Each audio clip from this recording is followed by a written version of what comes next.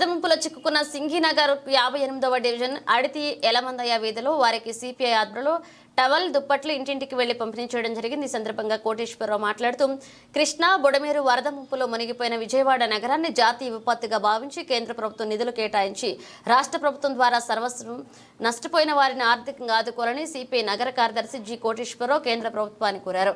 ఈ కార్యక్రమంలో నగర సహాయ కార్యదర్శి నక్కా వీరభద్రరావు, కార్యదర్శి వర్గ సభ్యులు కెవి భాస్కరరావు, తాడిపైడయ్య, కొట్టు రమణారావు, అపరబోతు రాము పాల్గొన్నారు. మీరు చూస్తున్నారమ్మా, అక్కడికి వస్తాం అలా కాదు ఎవరు అడుగు ఇమ్మా వస్తున్నాం ఓకే అండి.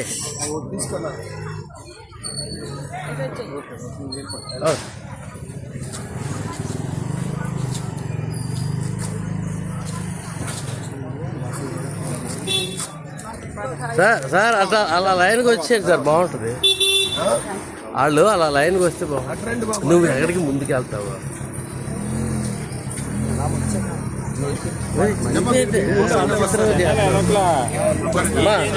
అటు అటు అటు కాదు అటే ఇచ్చేది అమ్మా. ఓకే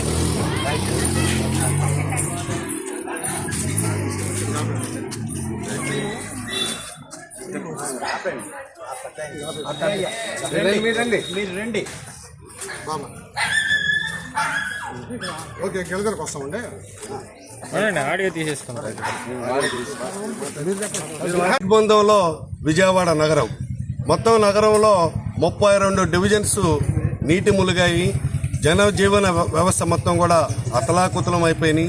తాగటానికి నీరు లేకపోతే ఉండటానికి ఇళ్లలో తీవ్రమైనటువంటి ఇబ్బంది పడుతున్నటువంటి పరిస్థితి విజయవాడ నగరంలో ఎప్పుడూ కూడా కని విని ఎరగనటువంటి పద్ధతిలో ఈ రోజున జలదిగ్బంధంలో విజయవాడ నగరం కూరుకుపోయింది. ప్రభుత్వం తాము చేయవలసినటువంటి సహాయ కార్యక్రమాలు చేపడుతున్నారు. ఇటువంటి కష్టకాలంలో ప్రజలందరూ కూడా రాజకీయాలకు అతీతంగా వ్యక్తులు, శక్తులు, స్వచ్ఛంద సేవా సంస్థలు అందరూ కూడా మన ప్రభుత్వానికి చేసేటటువంటి అధికార గణానికి మనందరం కూడా బాసటగా ఉండి ప్రజల ఇబ్బందుల నుంచి బయటికి తీసుకొచ్చేదానికోసం తమ వంతు సహకారం అందించాలని చెప్పి సిపిఐగా ప్రజానికానికి విజ్ఞప్తి చేస్తా ఉన్నాం.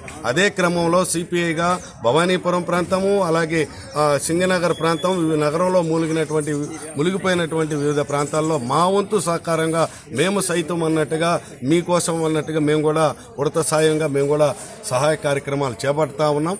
ఈ సందర్భంగా ప్రజలందరికీ కూడా విజ్ఞప్తి చేసేది ఇటువంటి కష్టకాలంలో ప్రజలు కూడా సంయమనంతో పాటించి ప్రభుత్వానికి సహకరించి మన కోసం వచ్చి సహకారం అందించేటటువంటి స్వచ్ఛంద సంస్థలు ఎవరైతే ఉన్నారో వారికి మనం కూడా మన ప్రాంతానికి వచ్చినప్పుడు మీరందరూ కూడా సమన్వయంతో వారికి కూడా సహకరించాలని చెప్పి ఈ సందర్భంగా విజ్ఞప్తి చేస్తూ ఈ రోజున 58వ డివిజన్లో ఈ ప్రాంతంలో నీటి మునిగిపోయి నిరాశలైపోయి వారు ఉండటానికి పడుకోవటానికి కూడా లేనటువంటి పరిస్థితుల్లో ఈ ప్రాంతంలో టవలు దుప్పట్లు సిపిఐ ఆధ్వర్యంలో పంపిణీ కార్యక్రమం చేపట్టడం జరుగుతూ ఉన్నది.